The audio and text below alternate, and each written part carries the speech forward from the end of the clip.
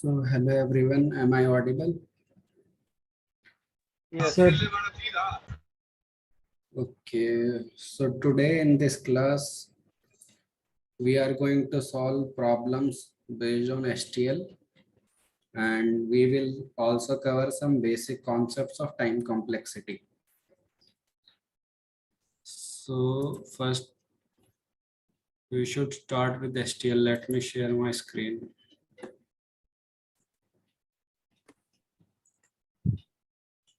Is my screen visible? Yes, sir.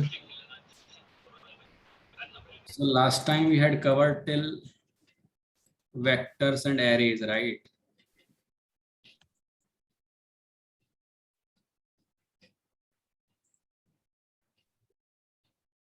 So today we are going to start with stacks. We will see stacks, queue, dequeue, sets, and priority queue and maps. So first, let me start with stack first. So stack is a like first in, last out type of data structure. For example, if you have a stack of books, first you will place one book, and second book on the top of it, and third book on the top of it. And the last book that you put, you can take it out first, right? So the last book that went first, you can take it out. And the first book that you put, that will be out on the last. So let me write. So is this visible? Okay. So for example, this is a kind of stack. If you put one number like 2 in the stack, then you can put another number 5. Then you can put another number 1. Then you can put another number 4. So this is stack. So the number you put first, it will come out at the last, because if you take out the number first, 4 will come out, 4. Then after that, 1 will come out. Then after that, 5 will come out. Then after that, 2 will come out. But we put 2 at the first, then 5, then 1, then 4. But they will come out in reverse order. Is it clear? You can write in the chat or tell me. Sir, Hindi. clear. Okay, is anybody like हाँ भैया clear. not comfortable in Hindi here?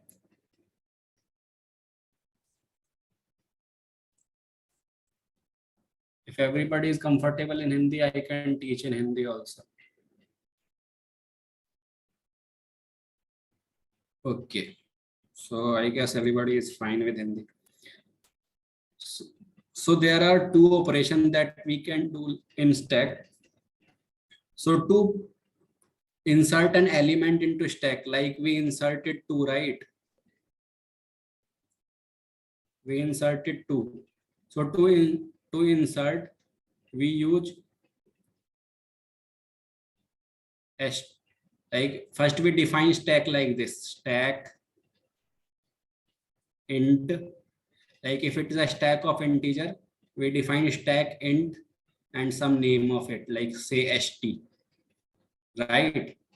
So we define stack like this: this stack is empty, and suppose we want to insert 2 first. So हम लोग लिखेंगे st dot push 2. तो अगर st dot push 2 लिखा तो 2 insert हो जाएगा stack में. अगर फिर लिखा st dot push 5, तो अब हमने स्टैक में 5 पुश कर दिया.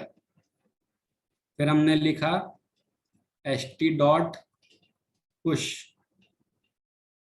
1, तो हमारे स्टैक में 1 पुश हो जाएगा.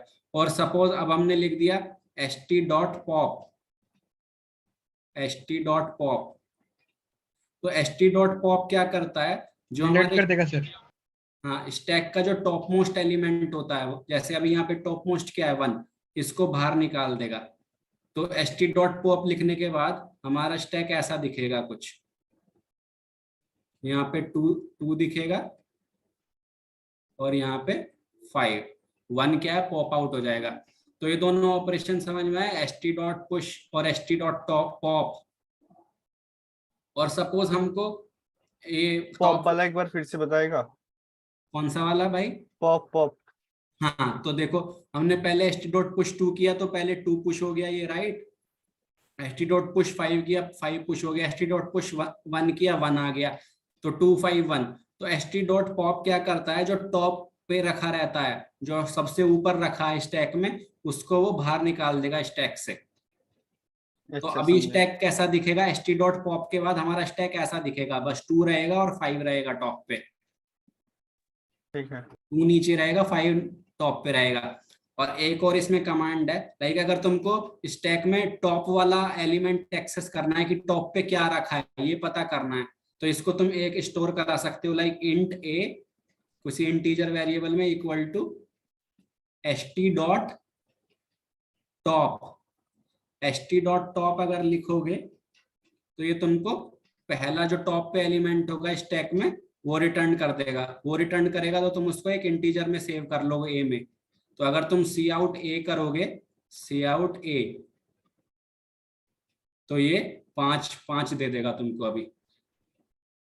तो ये तीनों ऑपरेशन समझ आए, st.push, पॉप और टॉप। तो ये जो डेटा स्ट्रक्चर है जो अभी मैं बताया हूं, इसको इरेज कर सकता हूं ना, या ये इरेज कर दो ना, किसी को कुछ देखना हाँ तो? भाई, हाँ भाई। ठीक।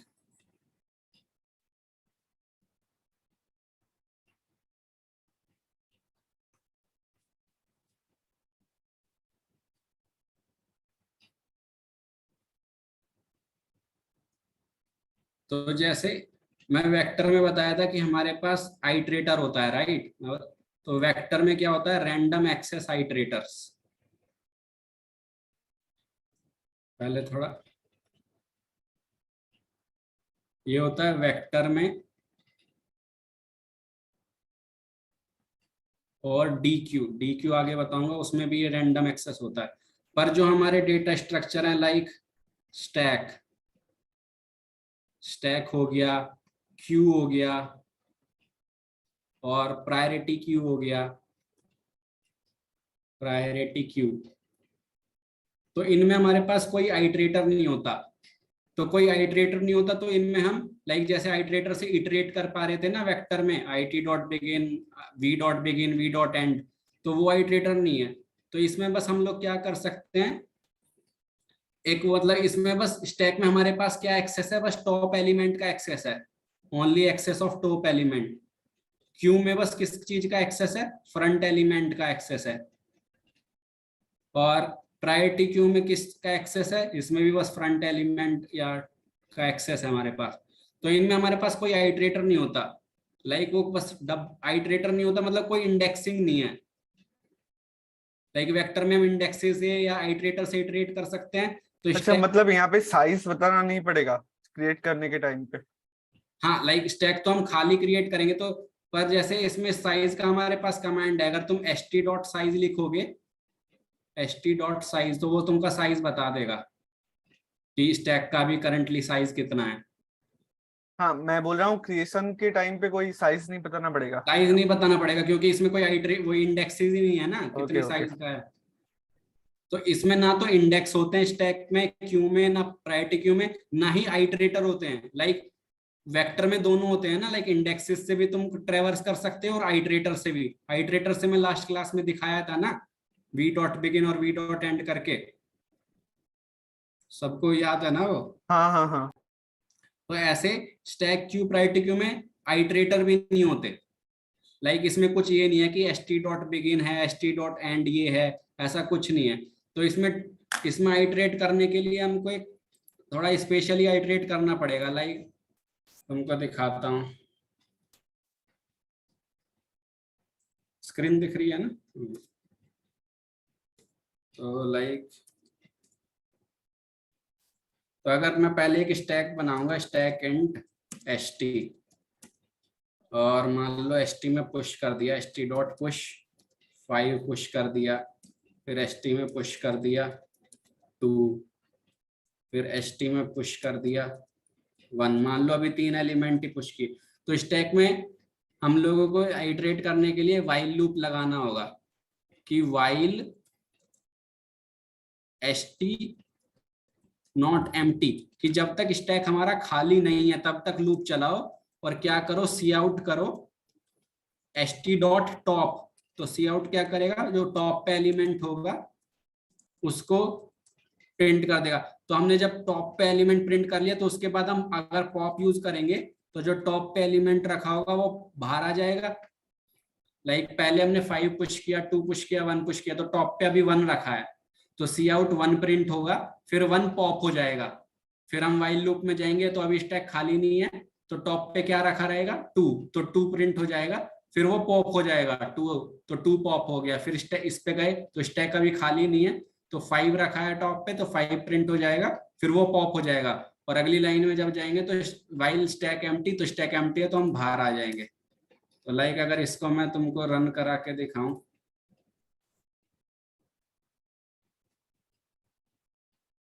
तो देखो पहले क्या मिला, 1 मिला, फिर 2 मिला, फिर 5 मिला।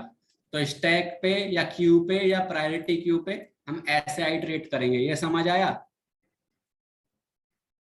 हाँ समझ गए। क्योंकि स्टैक क्यू और प्रायोरिटी क्यू में ना तो इंडेक्स है ना इटरेटर है, तो हमारे पास एक यही तरीका है इटरेट करने का स्टैक पे या क्यू या priority queue. So I guess ये क्लियर है। तो ये वाला सवाल भी अब कर ही लोगे तुम लोग। तो ये क्वेश्चन है, इसमें क्या है, एम्प्टी स्टैक दिया है और क्यू क्वेरीज पूछ रहा है। तो उसने बोला है पुश और एक्स लिखा है तो एक्स पुश कर दो टॉप में, पॉप किया है, पॉप लिखा है तो रिमूव कर दो top of the stack, top है तो प्रिंट कर दो टॉप ऑफ द स्टैक। तो ये वाला क्वेश्चन कर लोगे या इसको अब इम्प्लीमेंट करके दिखाऊं मैं? मतलब पुश पॉप इम्प्लीमेंट हम करके दिखा लिखेंगे दो और उसमें। क्या? मैं बोल रहा हूँ पुश पॉप हम लिखेंगे और वो उसी हिसाब से आउटपुट दिखाएगा, है ना? हाँ, वो क्यू क्वेरीज पूछेगा, तो क्वेरीज में एक जगह लिखा होगा कि पुश एक्स, एक्स कुछ जैसे इसमें हाँ पुश हाँ वो हाँ देगा, पुश देगा और अगला एलिमेंट देगा, क्या पुश करना है, 5। हाँ फिर हाँ वो ठीक। बोल रहा है जैसे टॉप, अगर उसने टॉप बोला तो हमें टॉप वाला एलिमेंट प्रिंट करना है क्या है। अगर उसने पॉप बोला क्वेरी में, उसने पॉप बोला, तो हम जो टॉप पे एलिमेंट रखा होगा उसको पॉप कर देंगे, मतलब स्टैक से बाहर निकाल देंगे।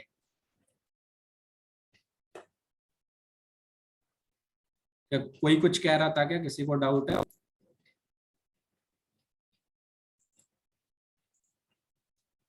क्लियर है ना सबको ये?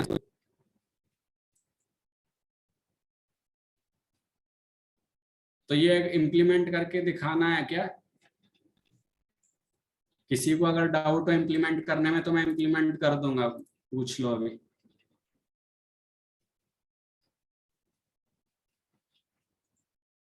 हाँ भैया, ओके। तो इसको मैं इम्प्लीमेंट करता हूँ।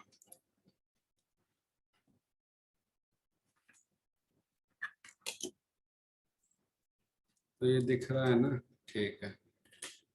तो हम पहले क्या करेंगे, इंटीजर क्यू इनपुट लेंगे क्योंकि वो क्यू क्वेरीज पूछ रहा है, सी इन क्यू।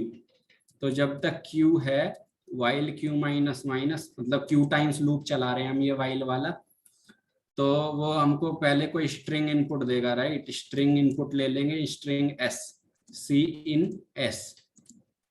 तो अब हम चेक करेंगे कि if S equal equal push है, अगर उसने पुश लिखा है तो हम फिर एक इंटीजर इनपुट लेंगे x, क्योंकि वो पुश के बाद एक इंटीजर भी देगा ना। लाइक उसने पुश लिखा तो हमने इनपुट लिया, अगर स्ट्रिंग पुश के बराबर है तो वो एक इंटीजर भी लिखा है तो वो भी इनपुट लेना पड़ेगा ना। तो मैं एक इंटीजर x में ले रहा हूँ इनपुट सी इन x। तो इंटीजर ले लिया, अब इसको क्या करना है, स्टैक में पुश करना है x को। तो मैं स्टैक यहाँ ऊपर क्रिएट कर लेता हूँ, स्टैक ऑफ इंटीजर, st नाम दे दिया स्टैक को। अगर अगर हमारी स्ट्रिंग पुश नहीं है, एल सिर्फ अगर एस हमारी उसने दिया है क्या, टॉप, अगर टॉप दिया है, राइट, तो हम क्या करेंगे, उसने बोला है कि बस जो टॉप पे एलिमेंट रखा होगा स्टैक के, वो प्रिंट कर दो। तो सी आउट कर देंगे st.top, एल्स एल्स नहीं तो हमारी वो क्या देगा, वो पॉप देगा। तो एल्स इफ अगर एस उसने दिया पॉप, तो हमको क्या कर देना है, st.pop कर देना है। बस यही करना था इसमें। अभी देखते हैं, ये पास हो गया, देखो ये समझ आया। अच्छा, वो क्यू टेस्ट केस के लिए मतलब लिखे हैं ना? क्यों? क्यू सीन जो क्यू लिखे हैं ना, नहीं सी वो आई तो एन क्यू। इसलिए लिखा है क्योंकि 10 ये 10 क्वेरी पूछ हाँ, रहा है। मतलब टेस्ट केस का नंबर दिखाने के लिए है ना? हाँ हाँ, क्योंकि ठीक है। उसने बोला है 10 क्वेरी हम्म। पूछेगा, तो हम एक क्यू में लेंगे ना इनपुट। क्यू डिनोट कर रहा है नंबर ऑफ क्वेरीज, तो हम क्वेरीज टाइम तक लूप चला रहे हैं। तो हर बार क्यू जैसे अब यहाँ 10 होगा, तो अगली बार 9 हाँ, हो समझ जाएगा, गए भैया। फिर 8 7 6 5 4 3 2 1, और जैसे ही 0 होगा हम वाइल लूप से बाहर आ जाएंगे, क्योंकि ये 10 बार क्वेरी पूछ रहा है ना हमसे। समझ गए ये वाला प्रॉब्लम, या और किसी को डाउट हो तो पूछ लो अभी। तो स्टैक क्लियर है। तो सिमिलरली ऐसे ही क्यू एक डेटा स्ट्रक्चर है।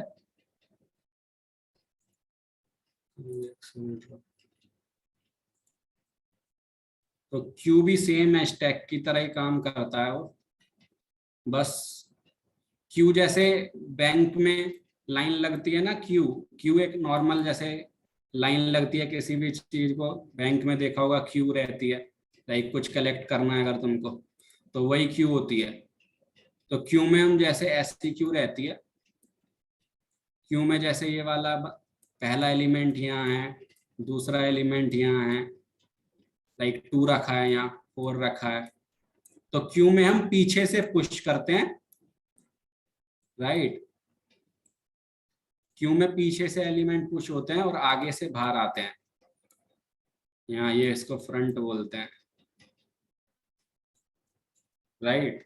तो हम इसमें क्यू में क्या, पीछे से एलिमेंट पुश करेंगे और एलिमेंट जो है आगे से बाहर आएंगे। तो इसमें भी वही है, इसको ऐसे डिफाइन करते हैं क्यू। अगर इंटीजर का क्यू बना रहे तो क्यू ऑफ इंट क्यू। तो अगर कुछ पुश करना होगा तो क्यू डॉट पुश करेंगे 5 ऐसे। और अगर तुमको बाहर निकालना है, मान लो ये 1 को बाहर निकालना है, तो क्यू डॉट पॉप कर देंगे। तो क्यू डॉट पॉप करोगे तो ये 1 बाहर आ जाएगा। बस अब क्यू कितनी बचेगी, इतनी बचेगी, 2 4 5, इतनी क्यू बचेगी अगर तुमने पॉप लिख दिया है। और अगर ये एक्सेस करना है कि पहले नंबर पे कौन खड़ा है, तो हम लिखेंगे cout q dot front, q dot front. समझ आया? तो इसमें भी यही है, पुश पॉप और फ्रंट। उसमें क्या आता है स्टैक में, पुश पॉप और टॉप, तो यहाँ टॉप की जगह बस फ्रंट है। और इसमें भी ना कोई आइट्रेटर होता है, ना कोई इंडेक्सिंग होती है। तो इसमें भी जैसे स्टैक में आइट्रेट किए थे, उसी तरह से इसमें भी आइट्रेट करेंगे।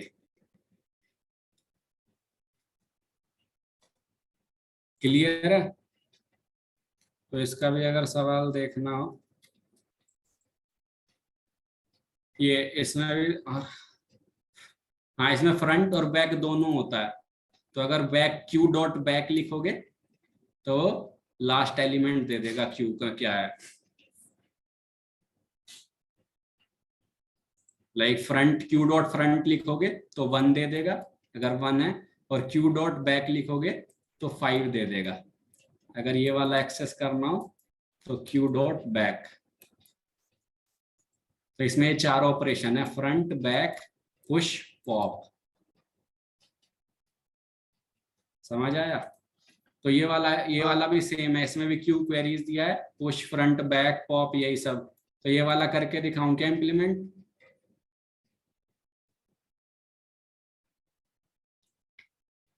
ऋतिक, ये वाला करके दिखाना है क्या इम्प्लीमेंट? हो जाएगा भैया। हाँ ये वाला हो जाएगा ना, क्योंकि ये सिमिलर है पहले वाले के। हाँ भैया।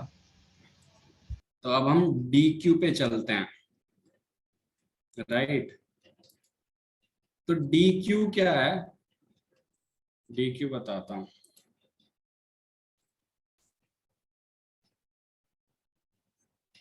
डी क्यू इन सबसे अलग है थोड़ा। डी क्यू जो है वेक्टर के सिमिलर है, वेक्टर था ना जो, डी क्यू जो है वेक्टर से सिमिलर है, पर उससे भी ज्यादा फंक्शनैलिटीज हैं डी क्यू में। तो डी क्यू में क्या है,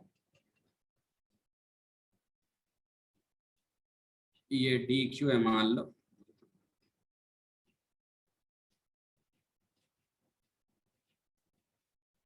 तो डी क्यू बिल्कुल सिमिलर है वेक्टर से, पर कुछ और एक्स्ट्रा भी हम लोग कर सकते हैं डी क्यू में।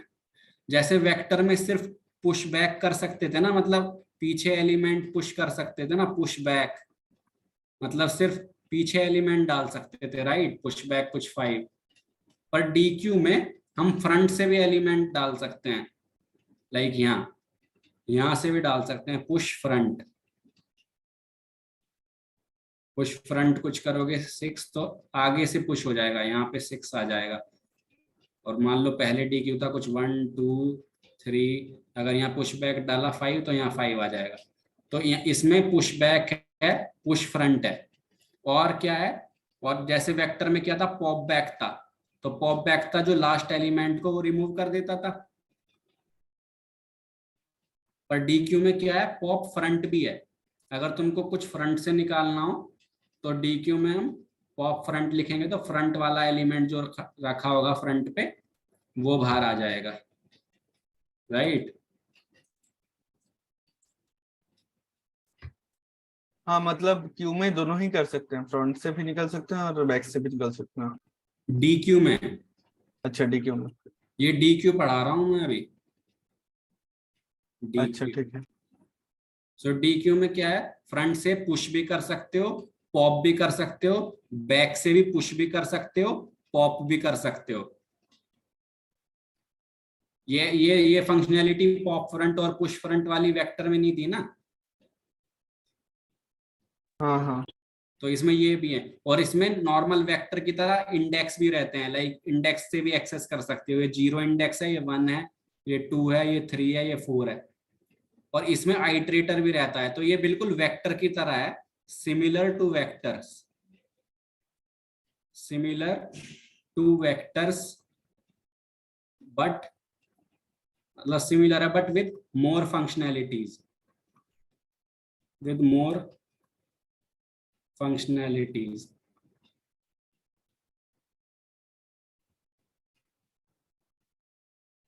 इसमें हम इंडेक्स से एक्सेस भी कर सकते हैं कोई भी एलिमेंट, जैसे ये हमने अगर, तो इसको इनिशियलाइज कैसे करते हैं,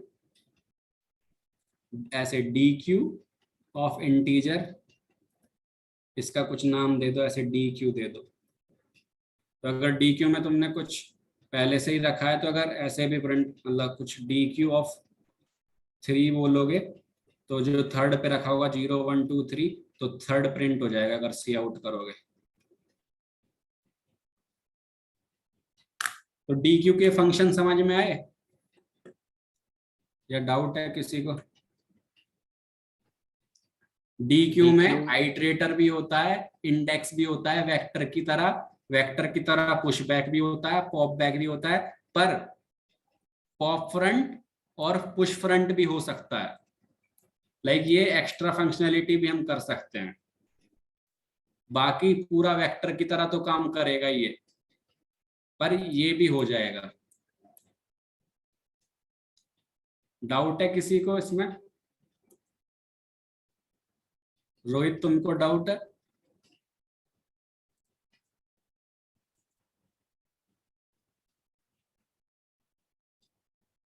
ठीक है, किसी को कोई डाउट नहीं है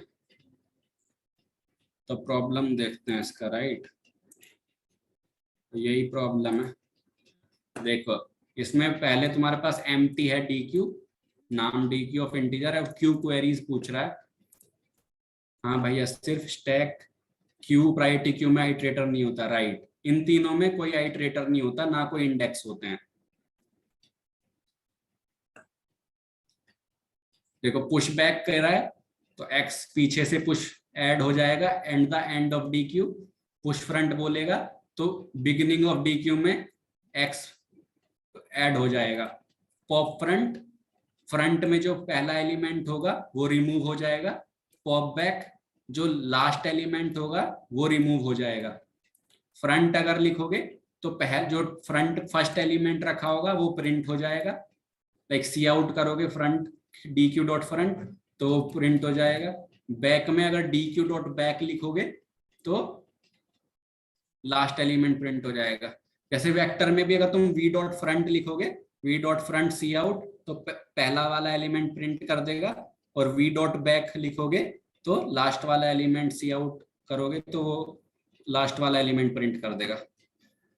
और ये क्वेरी, ये सब क्वेरी के नाम है उसके। अगर वो बोला प्रिंट एक्स तो क्या करना है, जहां पे एक्स रखा है, नहीं, इंडेक्स एक्स पे जो एलिमेंट रखा होगा वो एलिमेंट प्रिंट करने बोल रहा है। तो ये वाला इम्प्लीमेंट ये मैं किया हूं क्या पहले, ये वाला इम्प्लीमेंट करके दिखाना है, या इसको दिखाई देता हूँ क्योंकि डी क्यू नया है ना।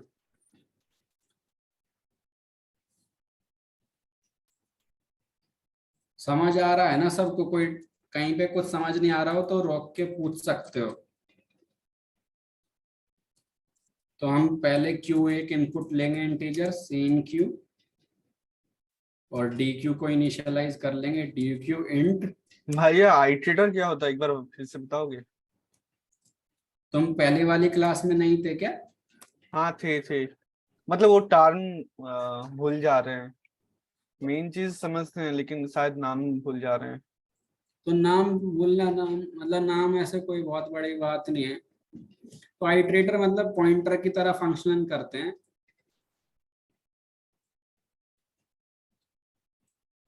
जैसे ये दिख रहा है, एक सेकंड।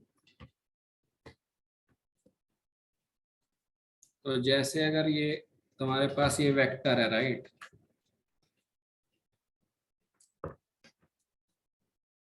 अगर ये वेक्टर है और मान लो ये यहाँ पे 5 रखा है, यहाँ पे 6, यहाँ पे 8, यहाँ पे 1, तो v डॉट बिगिन जो होता है वो इसको पॉइंट करता है। अगर v नाम का तुम्हारा वेक्टर है तो ये इस आइट्रेटर को बोलते हैं v डॉट बिगिन। अच्छा, मतलब ये नाम लोगों को, मतलब ये नाम को आइट्रेटर बोलते हैं।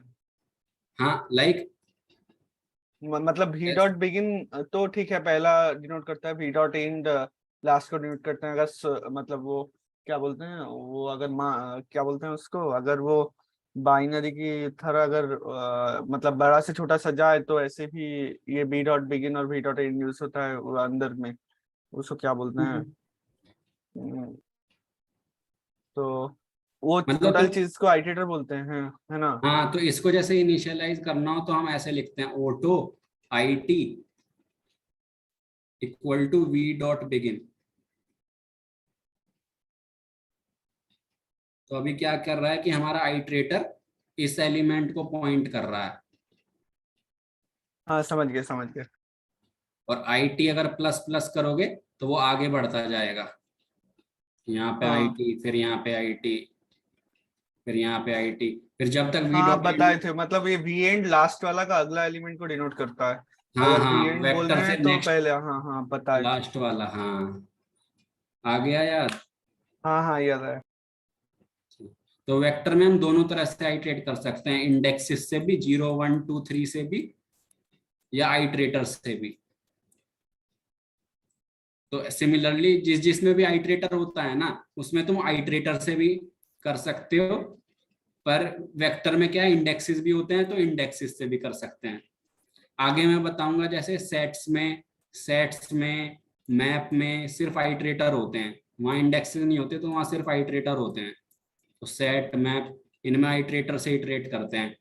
दो ऑप्शन है यहाँ पे, या तो आइट्रेटर से इटरेट करते हैं या रेंज बेस्ड लूप से। रेंज बेस्ड लूप्स, ये बताऊंगा जब सेट मैप पढ़ाऊंगा। तो अभी वो प्रॉब्लम इम्प्लीमेंट कर लेते हैं डीक्यू वाला। तो क्या करना है, किसी को कोई डाउट हो तो पूछ लो।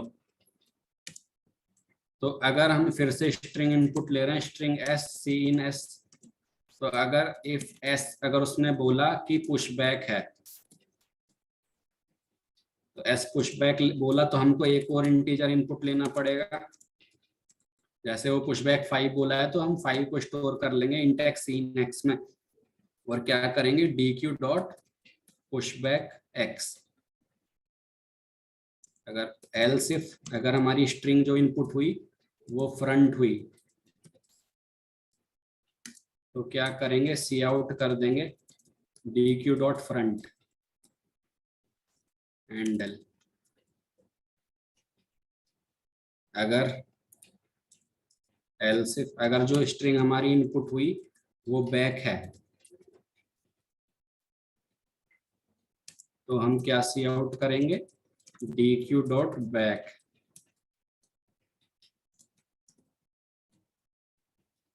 एल्स इफ, अगर स्ट्रिंग जो इनपुट देगा वो हमको क्या दे सकता है, और push front,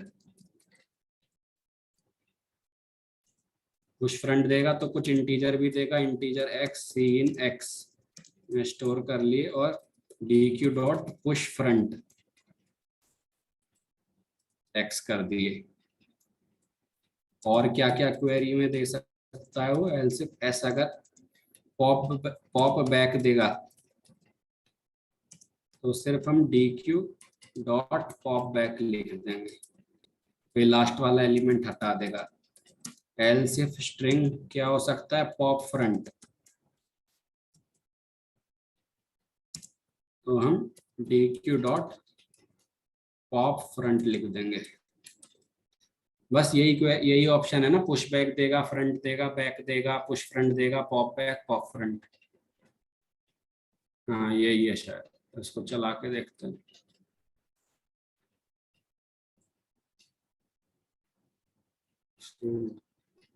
five five five six three 653, कुछ लिखा नहीं ना, कुछ मिस कर दिया क्या हम लोग। पुश बैक लिखा है, फ्रंट लिखा है, बैक लिखा है, पुश बैक लिखा है, front back back, print to O. तो अगर वो क्वेरी देगा else if S equal equal print,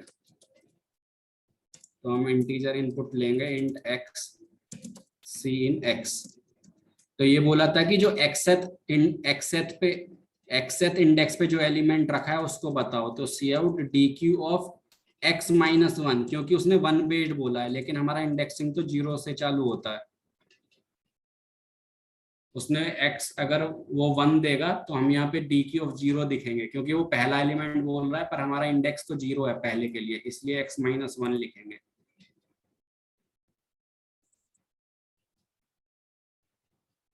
देखो पास कर, समझ आया ये। हाँ समझ गए। तो dq में इंडेक्सिंग भी एक्सेस कर सकते हैं, मतलब प्योर वेक्टर की तरह है, बस इसमें 2 एक्स्ट्रा चीजें हैं, पुश फ्रंट और पॉप फ्रंट। पुश फ्रंट सामने से पुश कर देगा एलिमेंट, पॉप फ्रंट और एक पार्टिकुलर जगह पे प्रिंट करना भी तो है, मतलब वो तो पहला वाला में नहीं था। ये प्रिंट हाँ किया हाँ ना। हाँ, मैं तो वो ये तो मैं नॉर्मल बोलता हूँ में, वेक्टर में भी तो पर्टिकुलर जगह कर सकते हो नहीं ना, क्यू में तो नहीं थे ना। क्यू में नहीं था, तो मैं ये dq में बोला वेक्टर के हाँ हाँ सिमिलर हाँ है। हाँ हाँ, इसलिए। तो ये हो गया, तो हमने स्टैक देख लिया, क्यू देख लिया, dq देख लिया।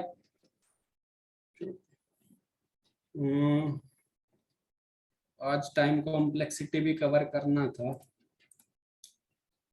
तो तुमको नेक्स्ट क्लास तुम्हारा किस टॉपिक पे है, किसी को पता है क्या नेक्स्ट क्लास किस टॉपिक पे है। Next problem class, solving, next class तो हम लोग अब शायद सैटरडे को है, सैटरडे को भी उसमें भी शायद। प्रॉब्लम सॉल्विंग होगा ना। हाँ हाँ हाँ, प्रॉब्लम सॉल्विंग नहीं हाँ होगा। Problem solving. तो तुम लोगों को ये सेट टाइम अभी 1 घंटे से 1 घंटा 15 मिनट का क्लास था, हम लोग कब चालू किए थे? ओके, अभी है टाइम।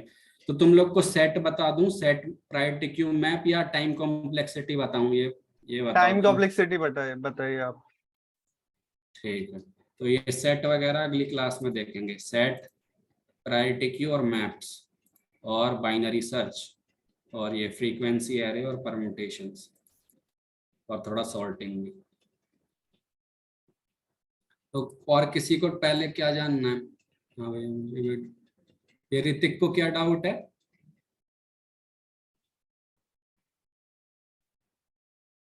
अच्छा, क्लियर हो गया क्या डाउट ये वाला? यही था क्या तुमको, स्टैक क्यू प्रायोरिटी क्यू? नहीं भैया, लेटर वाला ही था, क्लियर हो गया है। ठीक है, तो तुम लोगों को टाइम कॉम्प्लेक्सिटी पढ़ना है कि सेट्स या मैप्स ये पढ़ना है अभी? और जल्दी बताओ क्या यार मेरे पढ़ना को है? मैप्स में प्रॉब्लम होती है थोड़ी, तो बता देंगे वो? वो अगर कुछ स्पेसिफिक प्रॉब्लम है तो तुम डाउट में पूछ सकते हो थ्रेड बना के। ऐसे क्लास तो होगी, मतलब वो तो मैं बताऊंगा। पर ये पहले अभी टाइम कॉम्प्लेक्सिटी जानना है या ये सेट मैप्स पढ़ना है, ये पूछ रहा था मैं।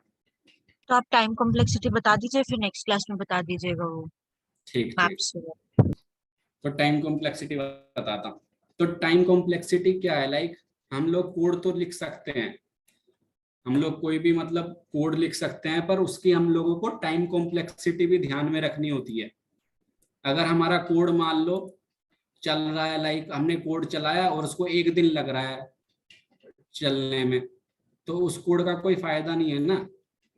लाइक तुमने n की पावर 4 तक का चला दिया टाइम कॉम्प्लेक्सिटी लूप, 4 लूप लगा दिए, तो चलता ही रहेगा चलता ही रहेगा। तो इसीलिए हमको एफिशिएंट कोड लिखने के लिए टाइम कॉम्प्लेक्सिटी का नॉलेज होना चाहिए कि हमारे कोड की टाइम कॉम्प्लेक्सिटी कितनी है। तो हम टाइम कॉम्प्लेक्सिटी कैलकुलेट करते हैं एलिमेंट्री ऑपरेशंस के थ्रू, कि हम अपने कोड में कितने एलिमेंट्री ऑपरेशन कर रहे हैं। तो जो ऑपरेशन कांस्टेंट टाइम लेता है, like O of 1, constant time मतलब O ऑफ 1, लाइक एक ऑपरेशन होने में O ऑफ 1 टाइम लेता है, तो उसको बोलते हैं एलिमेंट्री ऑपरेशन। तो एलिमेंट्री ऑपरेशन के एग्जांपल क्या हैं? जैसे अरिथमेटिक ऑपरेशन कर रहे हो तुम, plus minus multiply divide modulo, ये सब कर रहे हो, तो ये भी कांस्टेंट टाइम लेता है। या कंपैरिजन कर रहे हो प्रिमिटिव टाइप्स, प्रिमिटिव मतलब इंट, कैर, फ्लोट, डबल, ये सब, इन सब का अगर आपस में कंपैरिजन कर रहे हो कि a ग्रेटर देन b, तो वो भी एलिमेंट्री ऑपरेशन है। या इनपुट आउटपुट ले रहे हो प्रिमिटिव, लाइक इंटीजर को इनपुट कर रहे हो, डबल को इनपुट कर रहे हो, फ्लोट को इनपुट कर रहे हो, वो सब कांस्टेंट टाइम लेता है। लाइक बताता हूँ,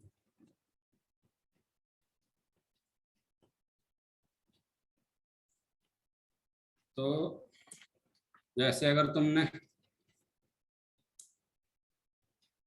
जैसे ये किया, इंट n लिखा और सीन n किया, तो ये एलिमेंट्री ऑपरेशन है। या तुमने a greater than b if में लिखा, लाइक इफ लिखा, if a greater than b, तो ये भी क्या है? एलिमेंट्री ऑपरेशन है, क्योंकि ये a भी इंटीजर था, b भी इंटीजर था। और मतलब प्रिमिटिव डेटा टाइप को कंपेयर कर रहे हो या इनपुट आउटपुट ले रहे हो, या तुमने किया a plus b into C divide by d, ऐसे कुछ किया, तो ये प्लस माइनस अरिथमेटिक ये ऑपरेशन, ये भी सब बिग ऑफ 1 कांस्टेंट टाइम में चलते हैं। तो ये total number of elementary operation जितने कर रहे हो तुम अपने प्रोग्राम में, अगर उनको टोटल कैलकुलेट करोगे तो वो तुम्हारी टाइम कॉम्प्लेक्सिटी का आइडिया देगा कि तुम्हारा कोड कितने टाइम में एग्जीक्यूट होगा।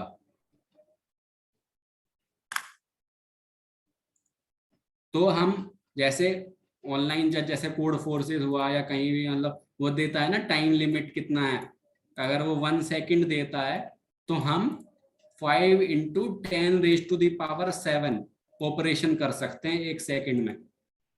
लाइक 1 सेकंड में 5 इंटू 10⁻⁷ ऑपरेशंस अलाउड है। अगर तुम इससे ज्यादा ऑपरेशन कर रहे हो अपने कोड में 1 सेकंड में, तो तुम्हारा कोड टाइम लिमिट एक्सीडेड दे देगा। तो अगर कहीं पे मेंशन है 2 सेकंड कि तुमको 2 सेकंड टाइम लिमिट अलाउड है, तो इसमें 2 से मल्टीप्लाई कर दोगे तो कितना आएगा, 5 इंटू 2 इंटू 10, तो ये आ जाएगा 10⁻⁸। तो अगर कहीं पे 2 सेकंड अलाउड है तो तुम 10⁻⁸ ऑपरेशन कर सकते हो अपने कोड में। तो टाइम लिमिट ये जो देता है हर जगह, तो वो डिटरमाइन करता है amount of operation we can do for the given problem. Like तुमको मैं कोई अगर रैंडम प्रॉब्लम दिखाऊं, ऐसे यहाँ पे तो नहीं दिया, हाँ जैसे देखो ये दिया ना टाइम लिमिट पर 1 सेकंड। तो इस 1 सेकंड का मतलब है कि तुम अपने प्रोग्राम में 5 इंटू 10⁻⁷ ऑर्डर तक का ऑपरेशन तक का कोड लिख सकते हो, कि अगर इतने ऑपरेशन हो रहे हैं तो वो चल जाएगा कोड। तो हम टाइम कॉम्प्लेक्सिटी को डिनोट करने के लिए कुछ नोटेशन यूज करते हैं। तो हम जो मोस्टली नोटेशन यूज करते हैं कॉम्पिटिटिव प्रोग्रामिंग में, वो बिग ओ करते हैं। तो बिग ओ का क्या मतलब होता है, वो वर्स्ट केस का टाइम कॉम्प्लेक्सिटी बताता है कि वर्स्ट केस में तुम्हारे प्रोग्राम का क्या टाइम कॉम्प्लेक्सिटी होगा।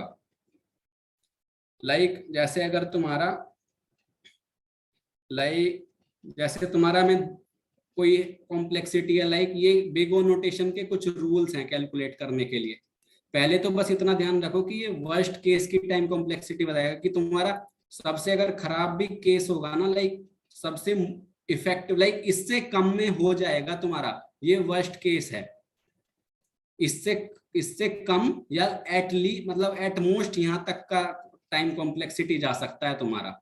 ये बिग ओ ये डिफाइन करता है कि वर्स्ट केस में इतना टाइम कॉम्प्लेक्सिटी हो सकता है, लाइक नॉर्मली एवरेज केस में उससे कम ही होगा, पर वर्स्ट केस पर हमको अपना जब प्रोग्राम सबमिट करते हैं हम हमेशा वर्स्ट केस का सोच के चलते हैं कि वर्स्ट केस टाइम कॉम्प्लेक्सिटी क्या है हमारे कोड की, तो इसलिए हम बिग ओ यूज करते हैं।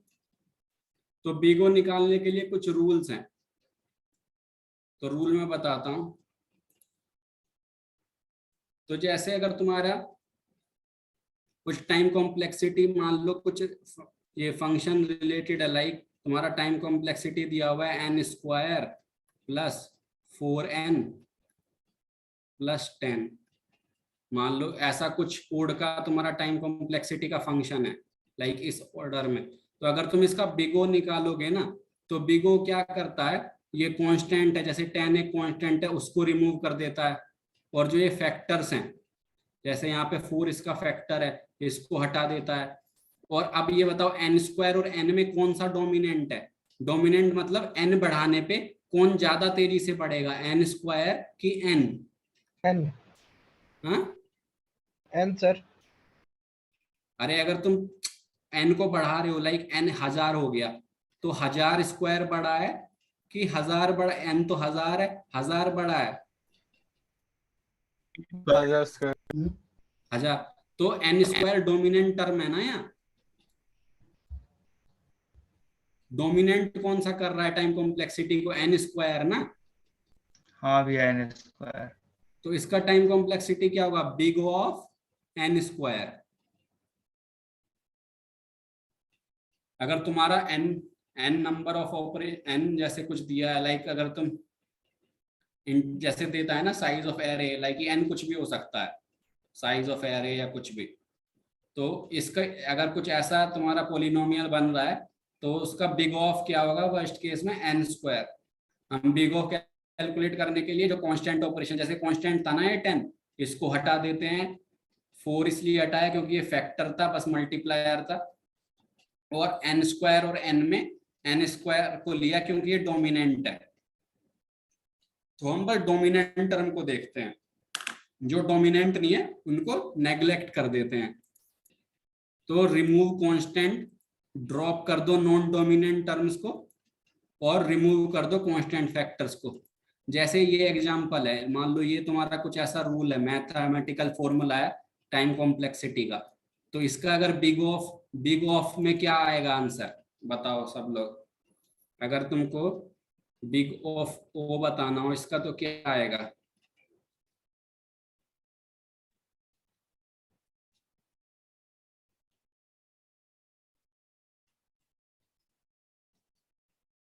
n to the power 4, right.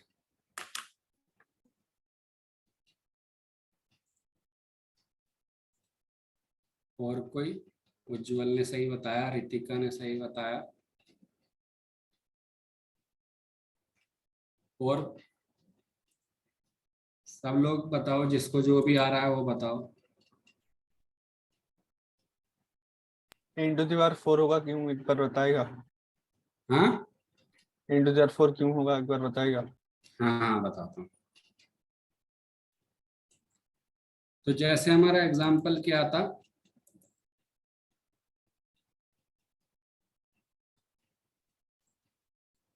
जैसे हमारा एग्जाम्पल था,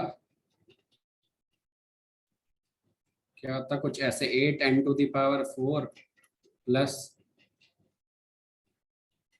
3n plus 4m cube plus 5 plus 10 plus 3n plus 4m cube plus 5 plus 10। तो बिग ऑफ निकालने के लिए पहले तो ये कांस्टेंट हटा देंगे, और ये 4 को मल्टीप्लाई करेंगे तो क्या होगा, 4m क्यूब प्लस 20। तो ये 20 भी कांस्टेंट है, इसको हटा देंगे। 4 ये फैक्टर है तो इसको भी हटा देंगे। 3 भी एक फैक्टर है, हटा देंगे। 8 भी फैक्टर है, हटा देंगे। तो अब क्या बचा, n power 4 plus n plus m cube. तो अब इनमें कौन सा मतलब डोमिनेंट टर्म है, n4 डोमिनेंट है, n डोमिनेंट है कि m क्यूब? n4।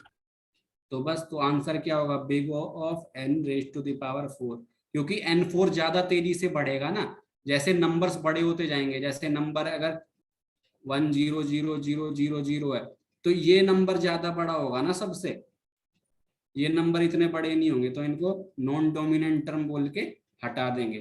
तो हमारा टाइम कॉम्प्लेक्सिटी इस पे डिपेंड करेगा, क्योंकि ये ज्यादा तेजी से बढ़ रहा है ना, इनके रेस्पेक्ट में, इन दोनों टर्म के रेस्पेक्ट में ये ज्यादा तेजी से ग्रो करेगा ना फंक्शन, जब हमारे नंबर्स बढ़ते जाएंगे। तो इसलिए हमारा हाँ इसका आंसर होगा big of n raise to the power 4। अब समझ आया जिसको डाउट था? हाँ समझ आया भाई।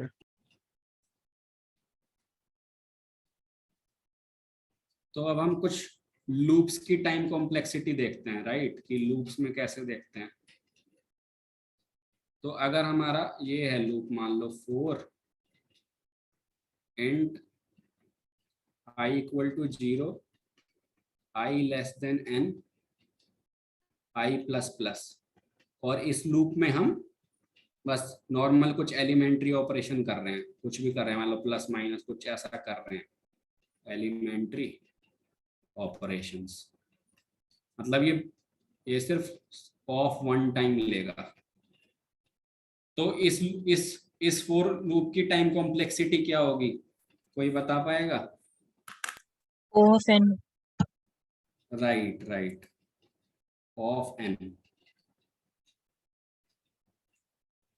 सबको क्लियर है ऑफ n क्यों होगी? क्योंकि हम क्या, टाइम कॉम्प्लेक्सिटी क्या होता है कि हम कितने number of times elementary operation कर रहे हैं, कितने नंबर ऑफ टाइम्स कर रहे हैं। तो ये फोर लूप कितने टाइम तक चलेगा, n टाइम तक चलेगा ना, 0 पे चलेगा, फिर 1 पे, फिर 2 पे, तो n टाइम तक चलेगा। तो हमारे नंबर ऑफ ऑपरेशंस कितने हो जाएंगे एलिमेंट्री, n। तो जितने नंबर ऑफ एलिमेंट्री ऑपरेशन होते हैं उतना ही बिग ऑफ n होता है ना।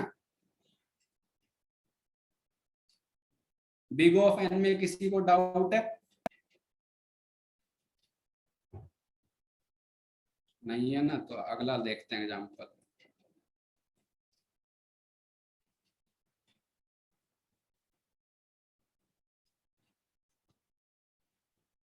मान लो इसके अंदर एक और लूप होता,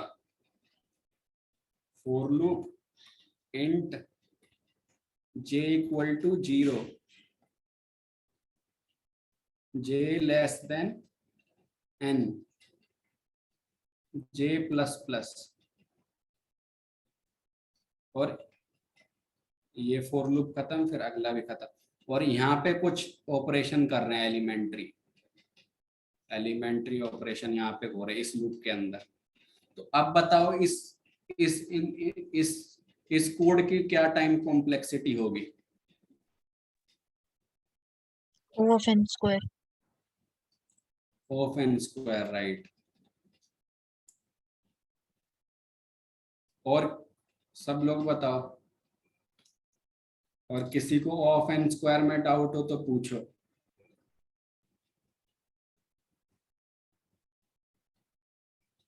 किसी को डाउट है ऑफ एन स्क्वायर क्यों होगी या क्यों नहीं होगी? किसी को लग रहा हो कि ऑफ एन होनी चाहिए? बता दीजिए भैया। ठीक है, बताता हूं। तो देखो ये लूप चलता कैसे रहा है। पहले हम आई जीरो पे हैं, तो जीरो के लिए ये अंदर वाला लूप कितनी बार चलेगा? एन बार, राइट। भैया जब आई जीरो होगा तो उसके लिए अंदर वाला लूप एन बार चलेगा ना। तो जब ये अंदर वाला लूप एन बार चलेगा तो एलिमेंट्री ऑपरेशन कितनी बार हुआ? एन बार हुआ। n बार।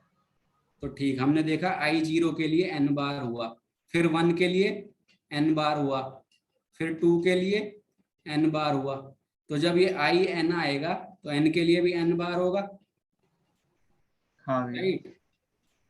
तो अगर तुम एन को एन प्लस एन ये एन टाइम्स जोड़ दोगे, राइट, एन टाइम्स, एन को अगर एन बार जोड़ोगे तो क्या आएगा? एन स्क्वायर ही आएगा ना। समझ गए भैया।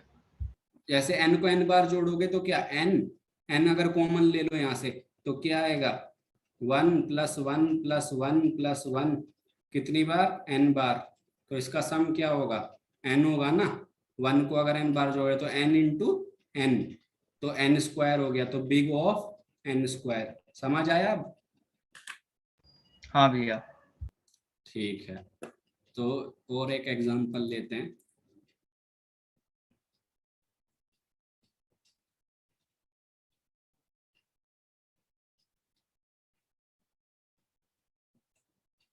तो अगर मैं लूप लिखता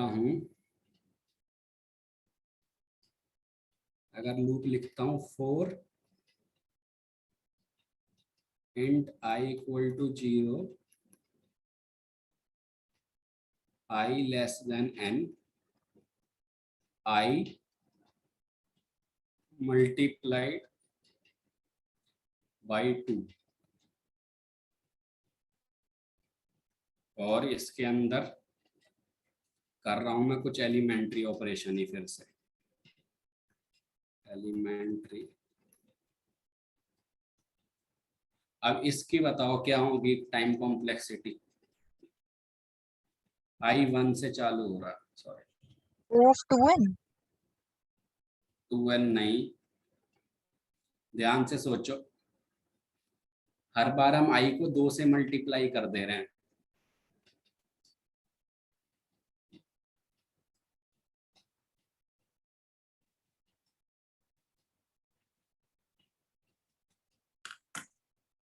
किसी को कोई idea?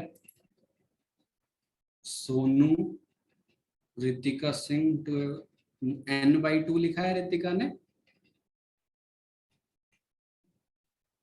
Sonu correct, log n सही है, log n सही है, पर एग्जैक्टली log n नहीं है। log का बेस क्या है यहाँ पे?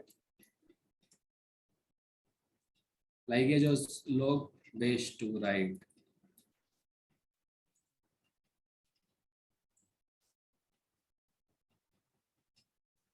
तो देखो मैं समझाता हूँ, इसका टाइम कॉम्प्लेक्सिटी है order of log base 2n।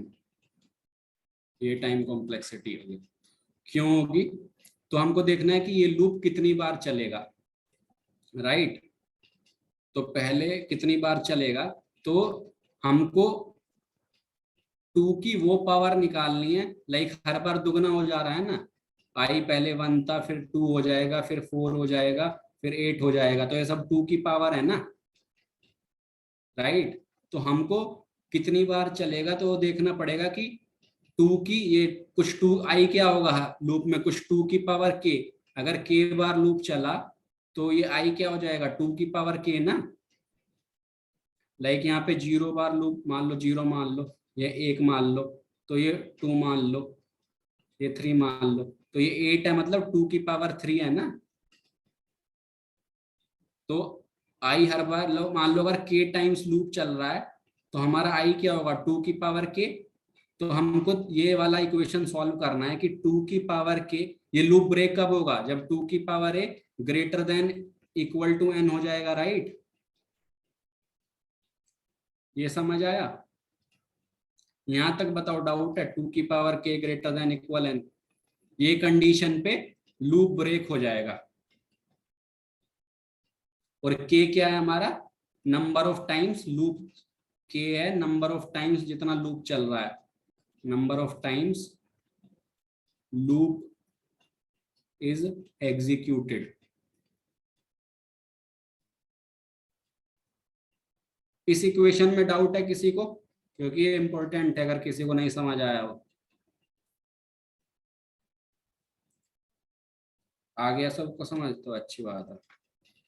तो हम क्या करेंगे, दोनों साइड लॉग ले लेंगे, इस मतलब इक्वेशन के इनइक्वालिटी के दोनों साइड लॉग ले लेंगे।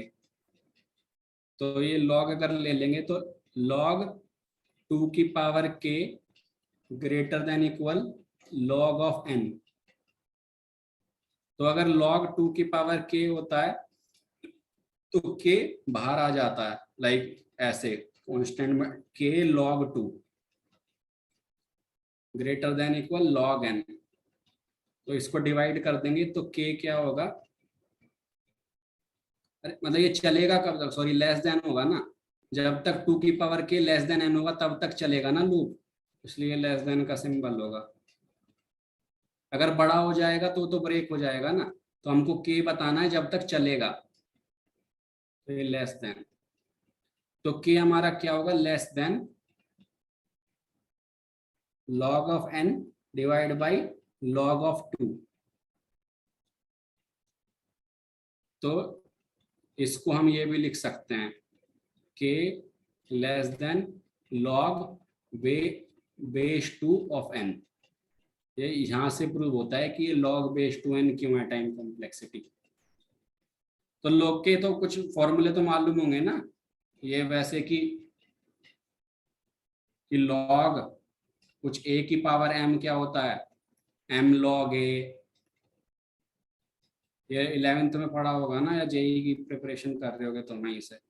या log of a divide by log of b को हम log b बेस a ये लिख सकते हैं। तो ये दोनों ऑपरेशन में यूज किया हूँ, ये यूज किया हूँ और ये यूज किया हूँ। ये कहाँ यूज किया हूँ, यहाँ पे a की पावर m वाला यहाँ पे यूज किया हूँ कि k को यहाँ ले आया हूँ, और log 2 और log n बाई log 2 को ये लिख सकते हैं। तो उसमें ये फॉर्मूला यूज किया हूँ log का, ये वाला प्रॉपर्टी। इसमें किसी को डाउट? हाँ डाउट है उज्जवल को? नहीं भैया डाउट नहीं है, वो बोले हैं कि हम मतलब ये पढ़े हैं वो वाला बोले हैं हम। क्या डाउट क्या? नहीं है भैया, डाउट नहीं है। अच्छा डाउट नहीं है ना। ऋतिक को भी कोई डाउट, किसी को भी कुछ भी डाउट हो तो पूछ सकता है। किसी को कोई स्टेप समझ नहीं आया हो ये प्रूव करने में, ये जो मैं प्रूव किया हूँ, किसी को भी अगर कुछ समझ नहीं आ रहा हो कभी भी रोक के मैं बता दूंगा।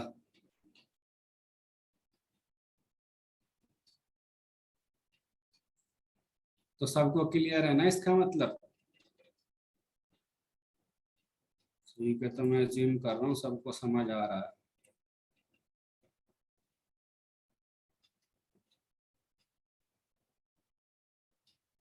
और एग्जांपल लेने हैं क्या टाइम कॉम्प्लेक्सिटी के? चलो एक और लेते हैं।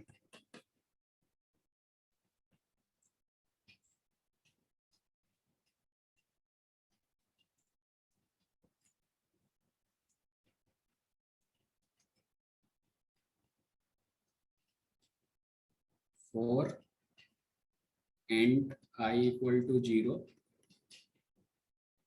I less than n, I plus plus, एक ये लूप है, फिर इसके अंदर लूप है for int j equal to 0, j into j less than equal n, j plus plus। और यहाँ पे कुछ एलिमेंट्री ऑपरेशन कर रहे हैं अंदर, एलिमेंट्री ऑपरेशन, और ये लूप चालू हो रहा है, ये बंद, और वो भी चालू। इसका बताओ क्या टाइम कॉम्प्लेक्सिटी होगा?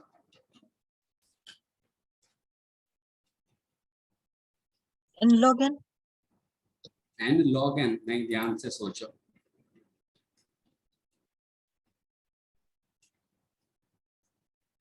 n root n, sorry। या करेक्ट।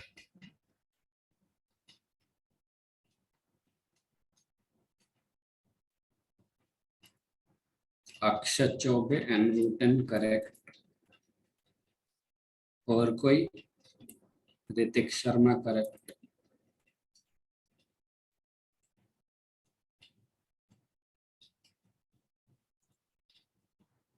क्लास में 13 लोग हैं, बाकी सबको समझ आ रहा है ना?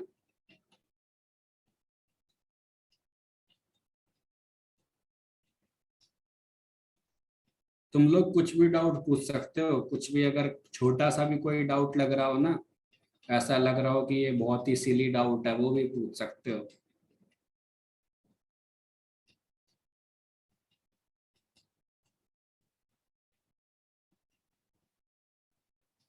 तो सबको इसकी क्लियर है क्या? n रूट n होगी, big of n root n, ये क्लियर है कि एक्सप्लेन करना है?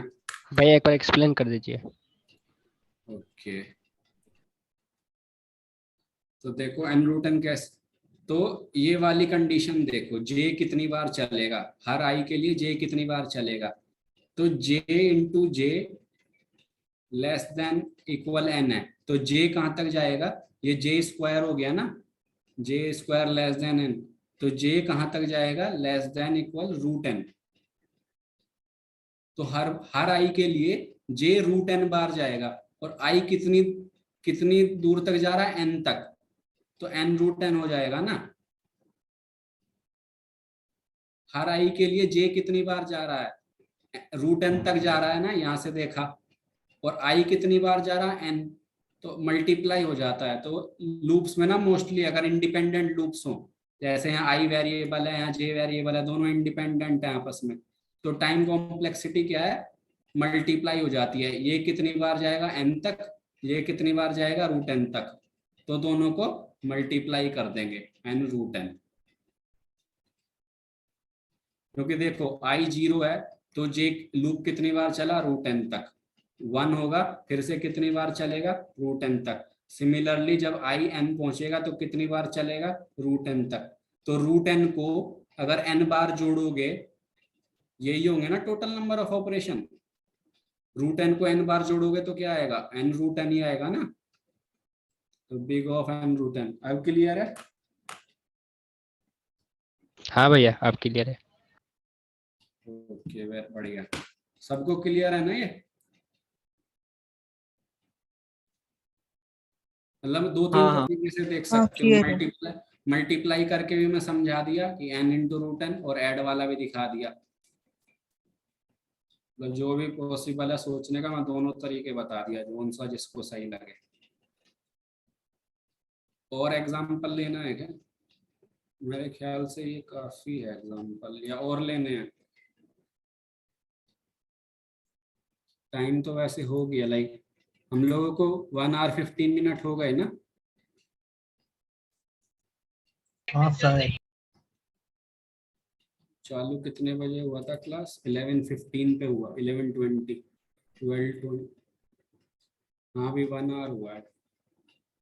तो हम 15 मिनट और कुछ कर सकते हैं। टाइम कॉम्प्लेक्सिटी और डिस्कस करना है, या ये इतना समझ आ गया कैसे, मतलब फील आ गया ना टाइम कॉम्प्लेक्सिटी का?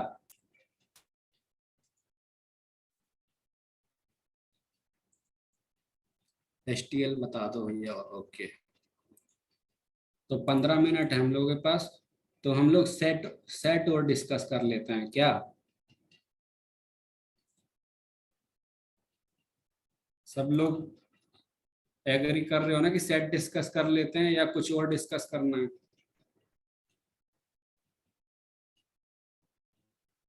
सेट ऐसे थोड़ा टाइम लेगा, चलो बता देता हूँ।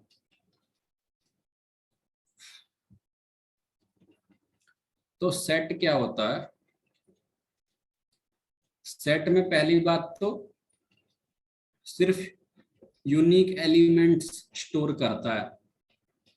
प्रायोरिटी क्यों अगली बार बता दूंगा, सेट बता देता हूँ। सेट क्या करता है? सिर्फ यूनिक एलिमेंट्स को स्टोर करता है। लाइक अगर तुम्हारे पास एलिमेंट्स हैं ऐसे 1 2 2 3 3 4, ये कुछ एलिमेंट्स हैं। अगर तुम इनको सेट में डालोगे ना, तो सेट में कैसे स्टोर होगा? सेट में ऐसे स्टोर होगा, 1 स्टोर होगा, 2 स्टोर होगा, 3 स्टोर होगा और 4 स्टोर होगा, ऐसे स्टोर होगा। तो दो दो बार था, लेकिन यहाँ एक ही बार आएगा क्योंकि यूनिक कोई स्टोर करता है। 3 2 बार था, एक ही बार आया। 4 एक बार था तो एक ही बार आया। 1 1 बार था, एक ही बार आया। और स्टोर भी ये सॉर्टेड ऑर्डर में करता है, लाइक पहले छोटा फिर उससे बड़ा, सॉर्टेड ऑर्डर में। तो set stores element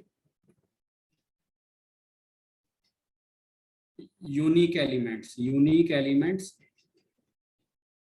store unique in sorted order. ये क्लियर है सबको अभी तक सेट का? हाँ तो set stores unique element in sorted order. तो अगर तुमको कभी भी कुछ मैक्स पता करना हो, लाइक जल्दी पता करना हो कि मैक्स क्या है और मिन क्या है, तो हम बस पहला एलिमेंट और लास्ट एलिमेंट से बता सकते हैं ना। पहला एलिमेंट स्मॉलेस्ट होगा और लास्ट एलिमेंट लार्जेस्ट। तो जैसे मैं बता रहा था कि सेट में मतलब सेट में बताया था मैं आइट्रेटर्स होते हैं। तो सेट और मैप में आइट्रेटर्स होते हैं, उनको बोलते हैं by directional.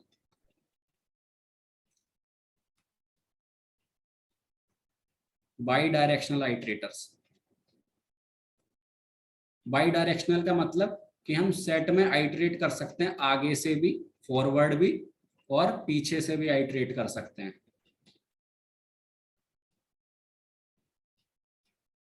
But by directional और रैंडम एक्सेस में फर्क है। लाइक वेक्टर में था रैंडम एक्सेस आइट्रेटर्स,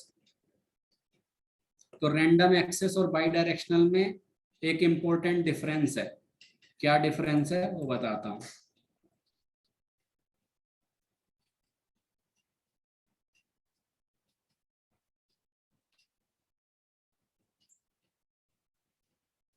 लाइक मैं लास्ट क्लास में तुमको एक चीज दिखाया था ना कि इंडेक्स भी दिखाया था आइट्रेटर से कैसे एक्सेस किया था। तो उसमें मैं लिख पाया था ऐसे, सी आउट जो आइट्रेटर था उसका IT minus we dot begin, right, ऐसे लिख पाया था ना मैं। सब लोग लास्ट क्लास में आए हो तो ये मैं लिखा था एक कोड में लाइन। तो रैंडम एक्सेस में क्या होता है, हम आइट्रेटर्स को आपस में अरिथमेटिकली ऐड या सब्ट्रैक्ट कर सकते हैं। Like IT minus we dot begin, ऐसे हम सिर्फ रैंडम एक्सेस में लिख सकते हैं। जिसका भी रैंडम एक्सेस आइट्रेटर है उसमें ऐसे अरिथमेटिक हम कर सकते हैं, IT minus we dot begin या वी डॉट बिगिन +3 ऐसे लिख सकते हैं, वी डॉट बिगिन +2। ये अलाउड है रैंडम एक्सेस में। पर बाई डायरेक्शनल में अगर तुम्हारे पास IT कुछ इनिशियलाइज्ड है वी डॉट बिगिन, तो तुम IT को ऐसे लिख नहीं सकते, IT इक्वल IT +2, ये नहीं लिख सकते, ये अलाउड नहीं है बाई डायरेक्शनल में। इसमें कोई अरिथमेटिक ऑपरेशन कर नहीं सकते। लाइक अगर तुम्हारा आइट्रेटर यहाँ है, तुम चाह रहे हो कि मैं यहाँ IT +5 ये एक्सेस कर लूं, तो ये एक्सेस कर नहीं पाओगे। बाई डायरेक्शनल में सिर्फ दो ही चीज अलाउड है। क्या दो चीज अलाउड है? या तो IT ++ कर सकते हो और IT माइनस, ये दो ऑपरेशंस अलाउड हैं बाई डायरेक्शनल में।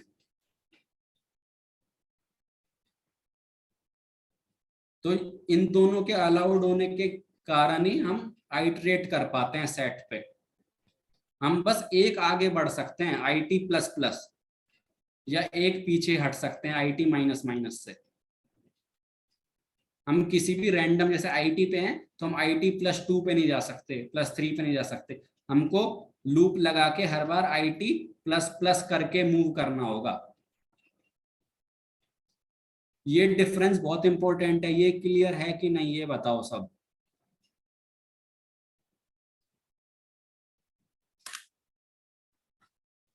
ये बहुत इंपॉर्टेंट डिफरेंस है। रैंडम एक्सेस किस में होता है सर? रैंडम एक्सेस वेक्टर में होता है, DQ में होता है।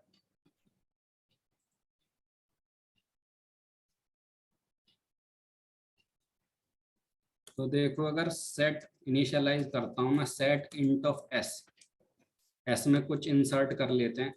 इसमें कुछ एलिमेंट डालने के लिए इंसर्ट होता है कीवर्ड, s.insert1, s.insert 4, s.insert 2, फिर s.insert, अगर दोबारा 2 डालोगे तो वो जाएगा ही नहीं, एक ही बार जाएगा, s.insert 3।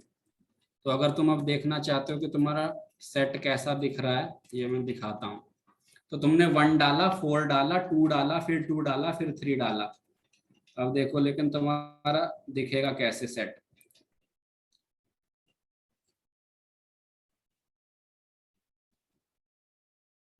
देखो सेट क्या दिख रहा है, सिर्फ सेट में डाला हुआ है 1 2 3 4, और वो भी सॉर्टेड ऑर्डर में।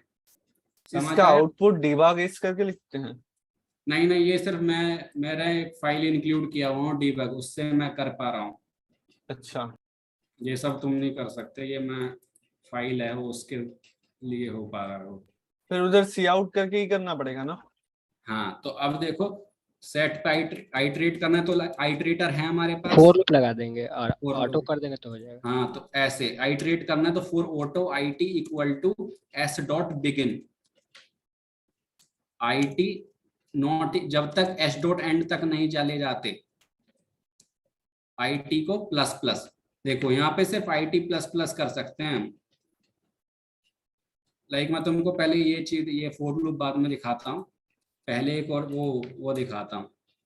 लाइक अगर तुमने auto IT equal to s.begin लिखा, और तुम ऐसे लिख रहे हो IT इक्वल टू IT +2, तो ये एरर देगा। देखो सी आउट अगर *IT करोगे कि वहां पे क्या रखा है, अगर जो आइटरेटर जहां पॉइंट कर रहा है उस एलिमेंट को अगर तुमको पता करना है क्या होता है, तो स्टार लगा देते हैं, सी आउट *IT एंड। तो देखो ये एरर, पहले ही एरर दे रहा है, IT इक्वल टू IT +2 हो ही नहीं सकता। तो बाई डायरेक्शनल, देखो कितना बड़ा एरर आ गया।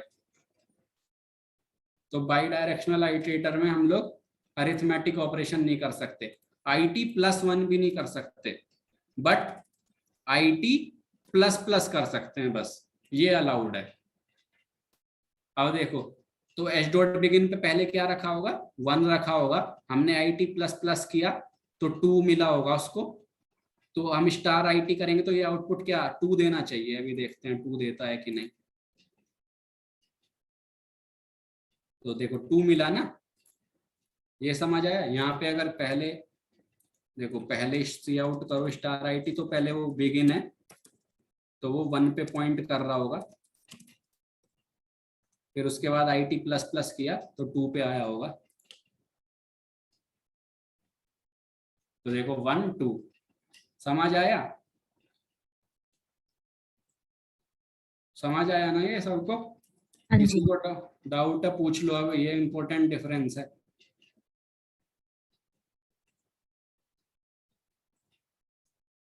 तो अब आइटरेटर पे अगर, मतलब सेट पे अगर आइटरेट करना है तो ऐसे, तो हम सी आउट करेंगे *IT।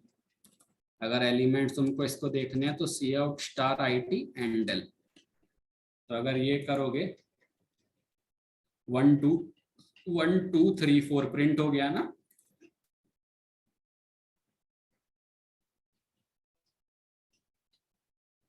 ये एक मेथड है, लाइक आइटरेटर से इटरेट करने का, ये एक मेथड है। पर इसमें एक और मेथड है, उसको बोलते हैं रेंज बेस्ड फॉर लूप्स। तो वो क्या होता है, फॉर ऑटो, कुछ हम नाम देंगे x in s, C out x end l। ये अगर करोगे तो ये भी सेम आउटपुट देगा 1 2 3 4। तो ये 4 ऑटो x कैसे काम कर रहा है,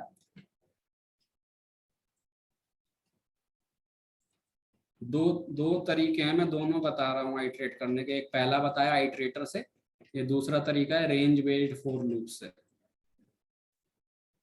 तो जैसे हमारा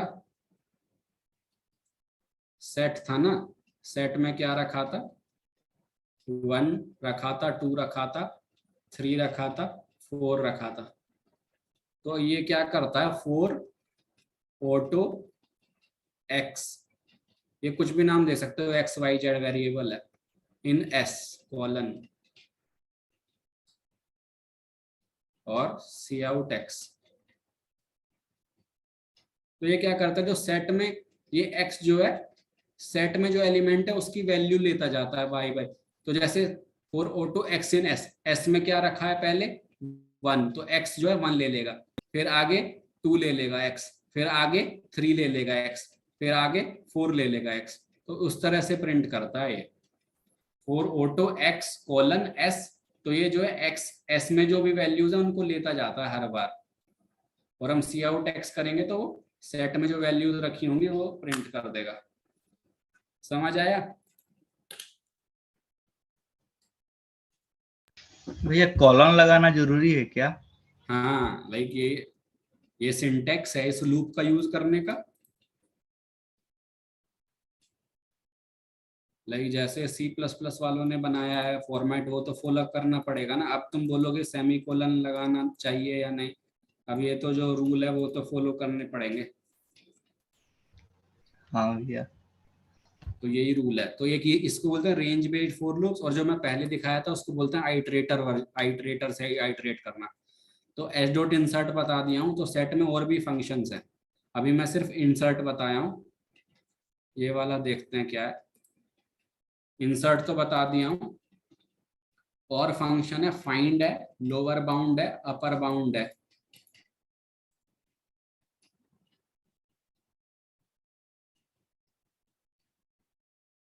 तो क्या होता है,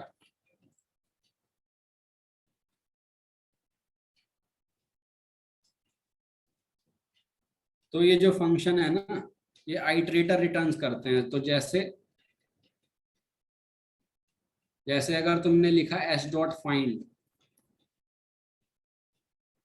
फाइंड लिखा 2, तो ये जो 2 का जो आइटरेटर होगा वो रिटर्न करेगा, returns an iterator pointing at 2।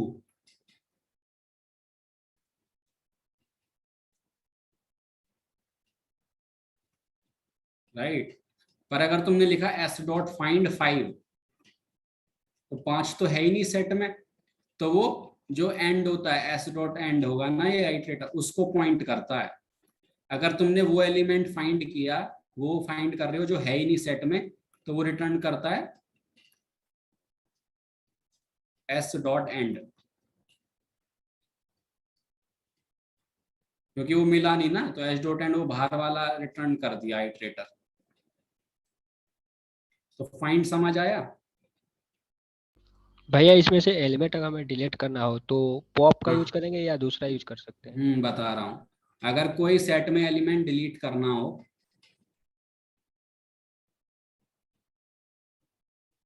तो हम लिखते हैं S dot erase. S dot erase 2 करोगे तो वो 2 का इरेज कर देगा, विल डिलीट 2।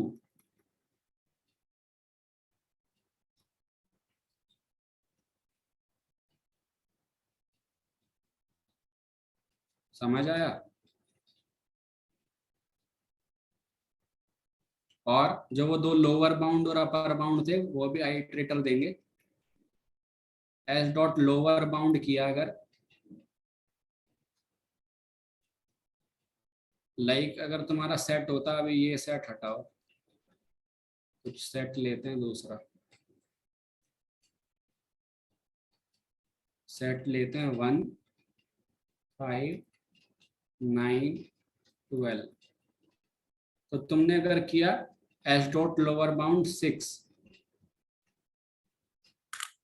तो लोअर बाउंड क्या करता है, ये find first element greater than और इक्वल टू एक्स। तो वो पहला एलिमेंट फाइंड करता है जो एक्स से ग्रेटर देन या इक्वल टू होगा। तो इसमें क्या फाइंड करेगा वो, 9, राइट, 9 देगा ना। पर ये 9 का आइटरेटर देगा, मैं बताया था ना ये आइटरेटर देता है। तो आइटरेटर को अगर वैल्यू बतानी है तो यहाँ स्टार लगाना पड़ेगा। अगर star S dot lower bound 6 करोगे, इसको सी आउट करोगे तो वैल्यू 9 आएगी, क्योंकि ये 159 पहला एलिमेंट जो 6 या 6 से बड़ा है वो 9 ही है ना सेट में। मान लो अगर यहाँ इसमें 6 भी प्रेजेंट होता तो इसका आंसर 6 आ जाता फिर, क्योंकि जो पहला एलिमेंट 6 या 6 से बड़ा है सेट में वो 6 ही है ना। ऐसे ही अपर बाउंड क्या करता है, एस डॉट अपर बाउंड,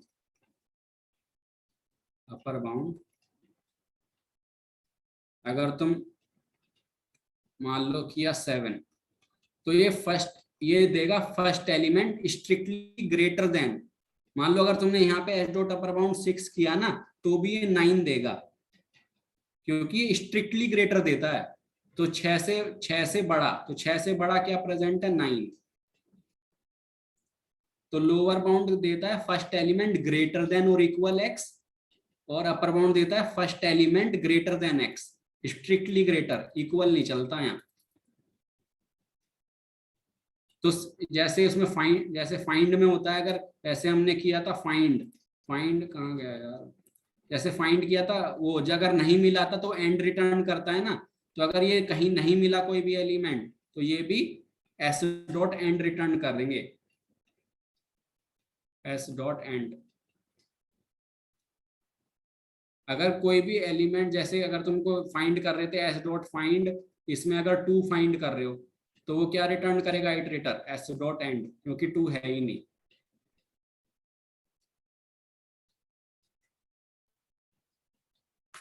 ये कॉन्सेप्ट समझ में आया क्या आइटरेटर के, और find, erase, lower bound, upper bound, insert, set की फंक्शनैलिटी समझ आई क्या? 9 पर आ जाएगा। हाँ समझ।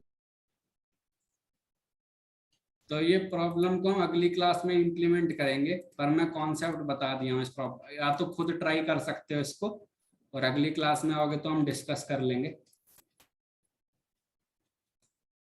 राइट। हाँ ठीक है। तो मैं सेट की फंक्शनैलिटी बता दिया हूँ, काम कैसे करता है, फाइंड, इंसर्ट, मैं इरेज भी बता दिया हूँ, इरेज भी कर सकते हो।